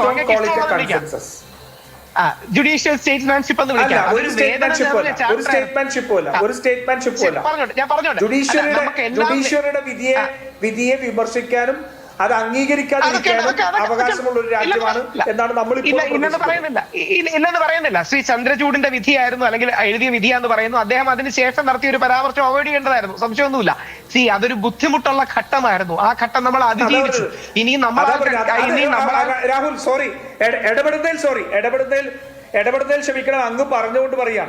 ആ വിധി എത്രമാത്രം നീതിയുക്തമല്ലാതായിരുന്നു എന്നും മറ്റൊരു സമുദായത്തിന് മുറിവേൽപ്പിക്കുന്നതായിരുന്നും ആ ചന്ദ്രചൂഡന്റെ പിന്നത്തെ പ്രസ്താവനയിൽ വ്യക്തമാണ്. ഒരു മതത്തിന്റെ വ്യക്തിയായിട്ട് നിന്നുകൊണ്ട് ആ ദൈവത്തിന്റെ വെളിപാടോട് കൂടിയാണ് ഞാൻ ആ വിധി എഴുതിയെന്ന് പറഞ്ഞാൽ ഇതിൽ പരം ഇതര സമുദായത്തെ അപമാനിക്കുന്നതിന് മറ്റൊരു വാക്ക് ആവശ്യം അല്ല. എനിക്ക് തോന്നുന്നില്ല ഇപ്പം BJP RSSന്റെ ഭാഗത്ത് നിൽക്കുന്ന ആര് പോലും ശ്രീ ചന്ദ്രചൂഡിന്റെ ആ പ്രസ്താവന പിന്നീട് ശരിയാണെന്ന് എനിക്കറിയില്ല. അതുകൊണ്ട് ആ പ്രസ്താവന പോലും ഞാൻ എടുത്തു പറയാത്തത്. നമ്മുടെ മുസ്ലിം സഹോദരങ്ങൾക്ക് വേദന ഉണ്ടായതാണ്. ഞാൻ അവിടെ പോയതാണ്. അതായത് പുതിയതായിട്ട് ബാബറി മസ്ജിദ് നിർമ്മിക്കാൻ കൊടുത്ത സ്ഥലം മുഹമ്മദ് ബിൻ അബ്ദുള്ള മോസ്ക് എന്ന് പറയുന്ന സ്ഥലത്ത് പോവുകയും അവിടുത്തെ കൊച്ചുകുട്ടികളോടൊക്കെ സംസാരിക്കുകയും നമുക്കുണ്ടായ ഒരു വൂണ്ടിനെ ഓവർകം ചെയ്തതാണ്, അല്ലെങ്കിൽ ഓവർകം ചെയ്യാൻ ശ്രമിക്കുന്നതാണ്. അപ്പൊ അതുകൊണ്ട് ആ പൊസിഷൻ അവിടെ ഇരിക്കണം. കാര്യം സുപ്രീം കോടതി അടക്കം 5 അംഗ യുനാനിമസ് ആയി വ്യത്യസ്ത മതവിഭാഗങ്ങളിൽ നിന്നുള്ള ആൾക്കാരൊക്കെ വന്ന് ഒരു ബാലൻസ് എടുത്ത് തീർത്തതാണ്. ആ ബാലൻസിനെ വിയോജിക്കാൻ വിരോധമില്ല. പക്ഷേ അതൊരു സെൻസിറ്റീവ് സെൻട്രിസ്റ്റ് ബാലൻസ് ആണ് എന്നുള്ള ഒരു സബ്മിഷൻ ഉണ്ട്. 2, ഈ വിഷയത്തിൽ എന്താ പറയാ, ഈ വിഷയത്തിൽ ബാക്കി കാര്യങ്ങൾ വരുന്നതിന് പകരം അമ്പലങ്ങൾക്ക് ഘടനാപരമായ ഒരു പ്രശ്നമുണ്ട്. ആ പ്രശ്നത്തെ, അതായത് അക്കൗണ്ടബിലിറ്റിയുടെ ഒരു പ്രശ്നം, അത്തരം ഒരുപാട് കാര്യങ്ങൾ എന്താ പറയണേ, അത് എല്ലാ അമ്പലങ്ങൾക്കും, അത് ഏതെങ്കിലും ഒരു പാർട്ടിയോ മറ്റൊരു പാർട്ടിയോ ഭരിക്കുന്ന അമ്പലങ്ങൾക്കല്ല. അപ്പം കുറെ കൂടെ ബെറ്റർ ടെമ്പിൾ മാനേജ്മെന്റ് സിസ്റ്റംസ് നമുക്ക് ഇതിന്റെ ഭാഗമായി കൊണ്ടുവരണം. ഏതെങ്കിലും രീതിയിൽ ഈ വിഷയത്തിൽ തെറ്റുകാരെ എല്ലാം തീർച്ചയായിട്ടും അറസ്റ്റ് ചെയ്യണം. എന്തായാലും ഞാൻ ഒരു കാര്യം സന്തോഷത്തോടെ പറയട്ടെ, ദേശീയ മാധ്യമങ്ങളിൽ അടക്കം ഞാൻ ആ ചർച്ചയ്ക്ക് ഇരുന്നുകൊണ്ട് പറയുകയാണ്, വളരെ ശക്തമായി എന്താ പറയുക ടെമ്പിൾ ട്രസ്റ്റിനെതിരെയും RSSും BJPക്കും എതിരെയുള്ള ഒരു സ്വരമാണ് വലതുപക്ഷം എന്ന് പൊതുവെ പറയുന്ന മാധ്യമങ്ങൾ പോലും റേസ് ചെയ്യുന്നത്. ചെറിയ മീനുകളെ പിടിച്ച് വലിയ മീനുകളെ വെറുതെ വിട്ടു എന്നൊക്കെ പൊതുവെ വലതുപക്ഷത്തോട് വിശാലമായി ചേർന്ന് നിൽക്കുന്നവർ പോലും വിമർശിക്കുന്നുണ്ട്. അപ്പം തെറ്റുകൾ സംഭവിച്ചു എന്ന കാര്യത്തിൽ ആർക്ക് സംശയമില്ല. അവിടെയാണ് ഏറ്റവും മിനിമം 7 കോടി രൂപയെങ്കിലും SITയുടെ പ്രാഥമിക നിഗമനമാണ്. ഏറ്റവും കുറവ് അത്രയെങ്കിലും പോയല്ലോ. അയ്യപ്പന്റെ ആണെങ്കിലും ശ്രീരാമന്റെ ആണെങ്കിലും 1 രൂപയോ 1 പൊന്നോ പൊടിയോ പോലും വെളിയിൽ പോരുതെന്ന് വിശ്വസിക്കുന്നതാണ്. ഇനി നമ്മുടെ നിയമവും അങ്ങനെയാണ്. അതായത് നമ്മുടെ നിയമപ്രകാരം ദേവൻ പെർപ്പച്വൽ മൈനറാണ്, ദേവത പെർപ്പച്വൽ മൈനറാണ്. ആ പെർപ്പച്വൽ മൈനറിന്റെ കാര്യങ്ങൾ സേവ് ചെയ്യുന്നതിനാണ്. അപ്പൊ ഈ വിഷയം രാഷ്ട്രീയത്തിനപ്പുറം കുറെ കൂടെ സുതാര്യമായ കാര്യങ്ങളും പുതിയ മെക്കാനിസവും കൊണ്ടുവരികയും മറ്റും ചെയ്യുന്നതാണ് സത്യം. ഞാൻ മനസ്സിലാക്കുന്നത് RSS BJPയുടെ ഭാഗത്തു നിന്നടക്കം ഏതെങ്കിലും ശക്തമായ ഒരു മെഷർ വരും. ആ ശക്തമായ measure justice to be shown എന്ന രീതിയിലും കൂടെ വരുമെന്നാണ്. കാര്യം അത്രമാത്രം സാധാരണ വിശ്വാസികളെ മുറിവേൽപ്പിക്കുന്നതാണ്. അത് ശബരിമലയിലെ കൊള്ളയാണെങ്കിലും അയോധ്യയിലെ കൊള്ളയാണെങ്കിലും സംഭവിച്ചു എന്ന കാര്യം നമ്മൾ ഡിനേ ചെയ്യുന്നതിൽ അർത്ഥമില്ല. കാര്യം ആ കാര്യം സംഭവിച്ചു എന്ന് എല്ലാവർക്കും അറിയാം. ഇനി 2, ചില ആൾക്കാർ ചോദിക്കുന്നുണ്ട് ED അടക്കമുള്ളവർ ഇടപെടണ്ടേ എന്ന്. തീർച്ചയായിട്ടും ഇത് പ്രൊസീഡ്സ് ഓഫ് ദി ക്രൈം ഉണ്ട്. അതായത് ഒരു വലിയ ചോദ്യമാണ്. ശബരിമലയിലേക്ക് ഓടി വന്നല്ലോ ED. എവിടെ ED? അപ്പൊ ED എവിടെ? EDക്കൊക്കെ ഏത് പാർട്ടി ഭരിച്ചാലും കുറെയൊക്കെ പൊളിറ്റിക്കൽ ഇൻഫ്ലുവൻസ് കാണും. പക്ഷെ ഇത്രയും എവിഡന്റ് ആ ഒരു കേസിൽ ഇനി 2 സുപ്രീം കോടതി അടക്കം ഇത് ഇടപെടേണ്ടതാണ്. കാര്യം സുപ്രീം കോടതിയാണ് ഈ ട്രസ്റ്റിനെ കൊണ്ടുവരുന്നത്, അല്ലെങ്കിൽ ട്രസ്റ്റിന്റെ അടിസ്ഥാനപരമായ ഫോർമേഷൻ അല്ല. അപ്പൊ സുപ്രീം കോടതിയുടെ അടക്കം ഇൻവോൾവ്മെന്റ് ഇതിലുണ്ടാകണം. ഈ കാര്യത്തിൽ നീതി ചെയ്താൽ മാത്രം പോരാ, നീതി ചെയ്തു എന്ന് തെളിയിക്കാനുള്ള ഒരു ബാധ്യത യോഗി ആദിത്യനാഥിന്റെ സർക്കാരിനും നരേന്ദ്രമോദിജിയുടെ സർക്കാരിനും ഉണ്ട്. കാര്യം നീതി ചെയ്യുക മാത്രമല്ല, നീതി ചെയ്തു എന്ന് സാധാരണക്കാരെ ബോധ്യപ്പെടുത്തണം. കാര്യം അത് ഒരമ്പലത്തിന്റെ എല്ലാ അമ്പലങ്ങളെയും ബാധിക്കുന്ന ഒരു വിഷയമാണ്. ശരി, ശ്രീ മനോജ് മേനോൻ, നമുക്കറിയാം ഈ അയോധ്യ രാമക്ഷേത്രവുമായി ബന്ധപ്പെട്ട് നേരത്തെ ചമ്പത് റായെ കുറിച്ച് പറഞ്ഞു. അത് കഴിഞ്ഞ് ഈ നിർമ്മാണത്തിനൊക്കെ ചുക്കാൻ പിടിക്കാൻ ഡൽഹിയിൽ നിന്ന് വന്നിറങ്ങിയ ആളാണ് ഈ നൃപേന്ദ്ര മിശ്ര. അദ്ദേഹത്തിന് പ്രത്യേക പരിചയപ്പെടുത്തലിന്റെ ആവശ്യമില്ല. 1ാം ഘട്ടത്തിൽ നരേന്ദ്രമോദിയുടെ പ്രിൻസിപ്പൽ സെക്രട്ടറി ആയിരുന്നു. അദ്ദേഹമാണ് ഇതിന്റെ കൺസ്ട്രക്ഷൻ ഒക്കെ ചുക്കാൻ പിടിച്ചത്, നേതൃത്വം വഹിച്ചത്. ഇപ്പോൾ ഇപ്പം യോഗി ആദിത്യനാഥിന്റെ പ്രതികരണം ഞാൻ നേരത്തെ കേൾപ്പിച്ചു. അദ്ദേഹം ഇപ്പോൾ ഈ മിശ്ര എല്ലാ ചാനലുകളിലും നിന്ന് പറയുന്നുണ്ട് ഇതൊരു കൊള്ളയാണ് എന്ന് സമർത്ഥിക്കുന്നുണ്ട്. ഈ കൊള്ള നടന്നിട്ടുണ്ട്, അവിടെ ഒരു കൊള്ളയുണ്ട്, അതിന് കുറെ അശ്രദ്ധയുണ്ടായിട്ടുണ്ട്, അലംഭാവം ഉണ്ടായിട്ടുണ്ട് എന്നുള്ള വാദങ്ങൾ അദ്ദേഹം തന്നെ നാഷണൽ മീഡിയയിലൊക്കെ പറഞ്ഞുകൊണ്ടിരിക്കുകയാണ്, ചർച്ചകളിലൊക്കെ പങ്കെടുത്ത്. അതെന്തുകൊണ്ടായിരിക്കും അങ്ങനെ ഒരു കാര്യം വരുന്നത്? ഇതിനകത്ത് ഈ ചർച്ചയിൽ ഉണ്ടായിട്ടുള്ള ഒരു വിഷയം എന്ന് പറയുന്നത്, നമ്മളിപ്പോൾ നടത്തിക്കൊണ്ടിരിക്കുന്ന ചർച്ചയിൽ ഇത് യഥാർത്ഥത്തിൽ പ്രതിപക്ഷം കൊണ്ടുവന്നിട്ടുള്ള ആരോപണമല്ല. പ്രതിപക്ഷം ഇതിലേക്ക് ആദ്യത്തെ ഒരു പ്രതികരണത്തിനപ്പുറം പിന്നീട് ഉണ്ടായിരിക്കുന്നതെല്ലാം ഔദ്യോഗിക സ്ഥിരീകരണങ്ങളാണ്. ആര് സൂചിപ്പിച്ചിട്ടുള്ള നൃപേന്ദ്ര മിശ്ര എന്ന് പറയുന്നത് ഔദ്യോഗിക സ്വരമാണ്. പ്രധാനമന്ത്രിയുടെ അയോധ്യയിലെ പ്രതിനിധിയാണ് നൃപേന്ദ്ര മിശ്ര. പിന്നെ അദ്ദേഹം 1ാം മോദി സർക്കാരിലെ പ്രധാനമന്ത്രിയുടെ പ്രിൻസിപ്പൽ സെക്രട്ടറി ആയിരുന്നു, മുതിർന്ന IAS ഉദ്യോഗസ്ഥനായിരുന്നു. അതുപോലെ തന്നെ ഈ ക്ഷേത്ര നിർമ്മാണ സമിതിയുടെ ചുക്കാൻ പിടിക്കുന്ന ആളാണ് നൃപേന്ദ്ര മിശ്ര. ഇത് ആദ്യഘട്ടത്തിൽ ജൂൺ 7-ന് സമാജ്വാദി പാർട്ടിയുടെ മുൻ മന്ത്രിയായിട്ടുള്ള പവൻ പാണ്ഡെയാണ് ആദ്യമായിട്ട് ഇത് പറയുന്നത്, അഖിലേഷ് യാദവ് അല്ല. പവൻ പാണ്ഡെ ഇത് പറയുന്നു. 7 കോടിയോളം രൂപ അവിടെ നഷ്ടപ്പെട്ടിട്ടുണ്ട്, 5.5 കോടി മുതൽ 7 കോടി രൂപ വരെ നഷ്ടപ്പെട്ടിട്ടുണ്ട് എന്നാണ് പവൻ പാണ്ഡെ പറയുന്നത്. ആ പവൻ പാണ്ഡെയുടെ പ്രതികരണമാണ് പിന്നീട് അഖിലേഷ് യാദവ് സാമൂഹ്യ മാധ്യമങ്ങളിലൂടെ പ്രസ്താവനയായിട്ട് അല്ലെങ്കിൽ സ്റ്റേറ്റ്മെന്റ് ആയിട്ട് പുറത്തുവിട്ടത്. അതിനുശേഷം BJPയുടെ അംഗം അവിനാഷ് സിംഗ് ആണ് പ്രധാനമന്ത്രിയുടെ ഓഫീസിലേക്ക് അന്വേഷണം ആവശ്യപ്പെട്ടുകൊണ്ട് കത്തെഴുതിയത്. അതുകൊണ്ട് പ്രതിപക്ഷം കൊണ്ടുവന്ന ആരോപണം എന്ന തരത്തിൽ ഇതിനെ രാഷ്ട്രീയവൽക്കരിച്ചുകൊണ്ട് നിസ്സാരവൽക്കരിച്ചുകൊണ്ട് കാണുന്നത് ശരിയല്ല. അതിന് തൊട്ടു പിന്നാലെയാണ് നൃപേന്ദ്ര മിശ്ര ടെലിവിഷൻ ചാനലുകളിൽ ഒരുപക്ഷെ തികച്ചും പക്വതയായിട്ടുള്ള ഒരുപക്ഷെ അമിതാവേശം കാട്ടാത്ത വളരെ മുതിർന്ന IAS ഉദ്യോഗസ്ഥനായിട്ടുള്ള നൃപേന്ദ്ര മിശ്ര ടെലിവിഷൻ ചാനലുകൾ 6ഓളം ടെലിവിഷൻ ചാനലുകളിൽ അഭിമുഖം നൽകിക്കൊണ്ടാണ് ഇത് ഖുലാ ധക്ക, അതായത് തുറന്ന ആഘാതമാണിത്, കടുത്ത അഴിമതിയാണ് ഇതിനകത്ത്, ക്രമക്കേടാണ് ഇതിൽ നടന്നിരിക്കുന്നത്. അദ്ദേഹമാണ്, നൃപേന്ദ്ര മിശ്രയാണ് ശൗചാലയത്തിൽ നിന്ന് പണം കണ്ടെത്തിയ വിവരവും അതുപോലെ CCTV പ്രവർത്തിക്കുന്നില്ല എന്നുള്ള വിവരവും മാത്രമല്ല ജീവനക്കാരെ മാനദണ്ഡങ്ങളില്ലാതെയാണ് അവിടെ നിയമിച്ചിരിക്കുന്നത് എന്നുള്ള വസ്തുതയും വെളിപ്പെടുത്തിയിരിക്കുന്നത്. അത് പ്രതിപക്ഷമല്ല. ഒന്ന്, അതുപോലെ തന്നെ ജീവനക്കാരെ വിശ്വബന്ധ പരിഷത്തിന്റെ അല്ലെങ്കിൽ സംഘപരിവാറിന്റെ അംഗമാണ് എന്ന ഒറ്റ മാനദണ്ഡത്തിലാണ് നിയമിച്ചിരിക്കുന്നത്. അത് ശരിയല്ല എന്ന് പറഞ്ഞത് നൃപേന്ദ്ര മിശ്രയാണ്. മാത്രമല്ല ഇതിനൊരു ഭരണ സംവിധാനം വേണം, ഇതിനൊരു CEO വേണം, പണം എണ്ണുന്നതിന് കൃത്യമായ മാനദണ്ഡം വേണം എന്ന് പറഞ്ഞതും നൃപേന്ദ്ര മിശ്രയാണ്. അപ്പൊ അതുകൊണ്ട് നൃപേന്ദ്ര മിശ്ര എന്ന് പറയുന്നത് ഒരു കേന്ദ്ര സർക്കാരിന്റെയോ പ്രധാനമന്ത്രിയുടെയോ ശബ്ദം തന്നെയാണ്. അതുകൊണ്ട് തന്നെ ആദ്യഘട്ടത്തിൽ ഇതിനെ നിസ്സാരവൽക്കരിക്കാനാണ് ചമ്പത് റായിയും അതുപോലെ തന്നെ യോഗി ആദിത്യനാഥും ശ്രമിച്ചത്. ഇവിടെ നിത്യം ഓഡിറ്റ് നടക്കുന്നുണ്ട്. ഇവിടെ ഇതുവരെ അഴിമതി കണ്ടെത്തിയിട്ടില്ല എന്നതായിരുന്നു ചമ്പത് റായിയുടെ ആദ്യത്തെ പ്രതികരണം. എന്നാൽ യോഗി ആദിത്യനാഥ് ആകട്ടെ ഇത് ഇന്ത്യക്കെതിരെയുള്ള ഒരു ഗൂഢാലോചനയാണ്. ഇന്ത്യ എക്കാലത്തും നല്ല ദിശയിലേക്ക് പോകാൻ നോക്കുമ്പോൾ അല്ലെങ്കിൽ പുരോഗതിയിലേക്ക് പോകാൻ നോക്കുമ്പോൾ അത് തടയിടാൻ ഇതുപോലുള്ള ചില ഗൂഢാലോചനകൾ നടക്കാറുണ്ടെന്നുള്ളതായിരുന്നു യോഗി ആദിത്യനാഥിന്റെ ആദ്യത്തെ പ്രതികരണം. പക്ഷേ സ്ഥിരീകരിച്ചത് അഴിമതി കൊണ്ടെന്ന് സ്ഥിരീകരിച്ചത് നിവേന്ദ്ര മിശ്രയും അങ്ങനെയൊന്നില്ല എന്ന് പറഞ്ഞത് പിന്നെ ഉത്തർപ്രദേശിന്റെ ഭരണകൂടവുമാണ് എന്നുള്ള ഒരു വലിയ വൈരുദ്ധ്യം ഇതിൽ നിലനിൽക്കുന്നുണ്ട്. അത് പക്ഷേ അത് ഒരുപക്ഷെ രാഷ്ട്രീയത്തിലേക്കോ അല്ലെങ്കിൽ BJP രാഷ്ട്രീയത്തിലെ ഉള്ളടക്കത്തിലേക്കോ കൂടി വിരൽ ചൂണ്ടുന്ന ഒന്നാണ് എന്ന കാര്യത്തിൽ സംശയമില്ല. അത് കഴിഞ്ഞ ലോക്സഭാ തെരഞ്ഞെടുപ്പിൽ UP-യിൽ ഉണ്ടായിട്ടുള്ള BJPക്ക് ഉണ്ടായിട്ടുള്ള തിരിച്ചടിയുമായിട്ട് വേണമെങ്കിൽ നമുക്ക് ചേർത്ത് വായിക്കാവുന്ന രാഷ്ട്രീയം അതിനകത്തുണ്ട്. അതുകൊണ്ട് ഇതിനെ കേവലം പ്രതിപക്ഷത്തിന്റെ ആരോപണം എന്ന നിലയിൽ കാണരുത്. ഇതിനകത്ത് വിശ്വഹിന്ദു പരിഷത്തിന്റെ അസ്വസ്ഥതയുണ്ട്, ഇതിനകത്ത് BJP അസ്വസ്ഥത ഉയർത്തിയിട്ടുണ്ട്. ഇതിന് അന്വേഷണം വേണമെന്ന് ആവശ്യപ്പെട്ടുകൊണ്ട് വിശ്വഹിന്ദു പരിഷത്തിന്റെ നേതാവായിട്ടുള്ള അലോക് കുമാർ വളരെ ദീർഘമായിട്ട് കഴിഞ്ഞ ദിവസം പിന്നെ പ്രസ്താവന പുറത്തിറക്കി. ആർക്കെതിരെയാണെങ്കിലും നടപടിയെടുക്കണം എന്നാണ്. ചമ്പത് റായിയുടെ പേര് പറഞ്ഞുകൊണ്ട് ചമ്പത് റായി തെറ്റിയിട്ടുണ്ടെങ്കിൽ ചമ്പത് റായിക്കെതിരെയും നടപടിയെടുക്കണമെന്നാണ് പിന്നെ അലോക് കുമാർ ആവശ്യപ്പെട്ടത്. അതുകൊണ്ട് ഇതിനെ ഒരു പ്രതിപക്ഷ രാഷ്ട്രീയമായിട്ട് പിന്നെ മുദ്ര കുത്തിക്കൊണ്ട് ഇതിനെ ലഘൂകരിച്ച് കാണുന്നത് ശരിയല്ല എന്നുള്ളതാണ് ഏറ്റവും വലിയ വസ്തുത. മറ്റൊന്ന് ഈ പറഞ്ഞതുപോലെ നേരത്തെ പറഞ്ഞ വിശ്വാസവുമായി ബന്ധപ്പെട്ടതാണ്. ഇതൊരു ഒരു മതസ്ഥാപനവും അല്ലെങ്കിൽ അതുപോലത്തെ ഒരു പ്രസ്ഥാനവുമാണ്. അതിന് വിശ്വാസ തകർച്ച ഉണ്ടായിട്ടുണ്ടെങ്കിൽ ആ വിശ്വാസ തകർച്ച വീണ്ടെടുക്കാൻ വേണ്ടിയിട്ട് കൂടിയാണ് ഇത്തരം ഒരു ആവശ്യം ജനങ്ങളുടെ ഭാഗത്ത് നിന്ന് ഏത് രാഷ്ട്രീയമായാലും ഏത് വിശ്വാസമായാലും അവരുടെ ഭാഗത്ത് നിന്നുണ്ടായിരിക്കുന്നത് ഇതിനകത്തൊരു വിശ്വാസം നേടിയെടുക്കണം അല്ലെങ്കിൽ സുതാര്യത ഉറപ്പാക്കണം. അതായത് നൽകുന്ന പണം എന്നുള്ളത് കേവലം ഒരു സാമ്പത്തിക ഇടപാട് എന്ന നിലയിൽ കൈകാര്യം ചെയ്യപ്പെടാതെ ഇതിനൊരു സുതാര്യമായ മാർഗത്തിലൂടെ ഈ കാണിക്ക പണം കൈകാര്യം ചെയ്യപ്പെടണം എന്നുള്ളത് ഒരു സാധാരണ ഭക്തന്റെ ഒരു അവകാശമോ പിന്നെ അവന്റെ പ്രതീക്ഷയോ കൂടിയാണ്. അപ്പൊ അതിനെയും കൂടി തകർത്തുകൊണ്ടാണ് ഒരുപക്ഷെ പിന്നെ നേരത്തെ ചർച്ച ചെയ്തതുപോലെ എത്ര കോടി ഇതിൽ ഇടപെട്ടിട്ടുണ്ടോ എന്ന് അറിയില്ല. പക്ഷേ എത്ര കോടിയുടെ വലിപ്പമുണ്ടെങ്കിലും ഇതിനകത്തൊരു വിശ്വാസ തകർച്ച സംഭവിച്ചിട്ടുണ്ട്. ശ്രീ SJR കുമാർ, ഇവിടെ വിശ്വാസികൾ വളരെ വിശ്വാസത്തോടു കൂടി നൽകിയ കാണിക്കയാണ് മോഷണം പോയത് അല്ലെങ്കിൽ കട്ടെടുത്തു എന്നുള്ളൊരു ആരോപണം വരുന്നത്. അതിലിപ്പോൾ പലരും ഈ കോടികൾ വിലമതിപ്പുള്ള വെള്ളിയും സ്വർണവും ഒക്കെ നൽകിയിട്ട് അതിന് രസീത് പോലും ലഭിച്ചിട്ടില്ല എന്നുള്ള പരാതി ചില വ്യവസായികളൊക്കെ ഇപ്പോൾ ഉന്നയിക്കുന്നുണ്ട്.